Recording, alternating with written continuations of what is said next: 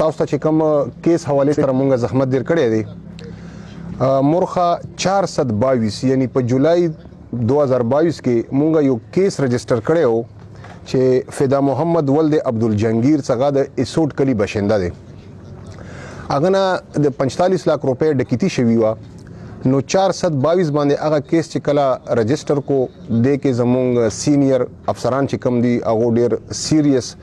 ایکشن د لپاره هدایت جاری کو په ټیم باندې دوه ملزمان چې کم دي هغه اریسټ شو او غنا لکونه روپے چې کم دي په ټیم کې ریکور شوی و تقریبا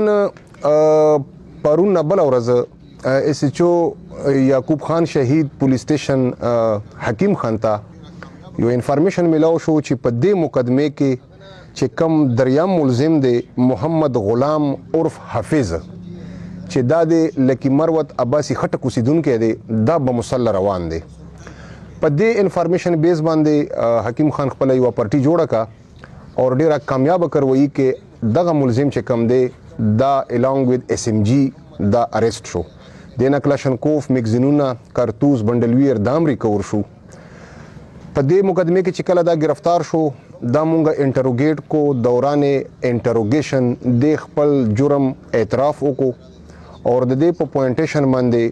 د ډکیتی کې چې کم پیسې دی وړي وي د دې حصے د لکونه روپے تاسو مخته پرتی دي دا غمونګه ریکور کې اور مزید تفتیش روان دي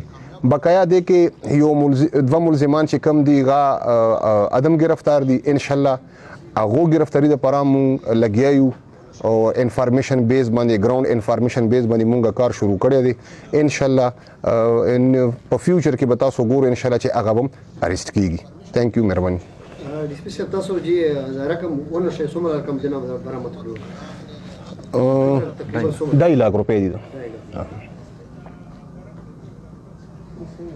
ډي سي پي صاحب جی جی ډي سي پي صاحب دا ورته وایي چې تاسو دنه مخکې کوم ملزمان گرفتار کړیو جی هغه خپل اعتراف جرم کړی او هغه نو ماسه د کوم ځای څخه بالکل هغه خپل اعتراف جرم کړی دی یو محمد جنید نوم دی او بل خداداد نوم دی هغه اعتراف جرم هم کړی دی هغه د ټیم په جیل کې دی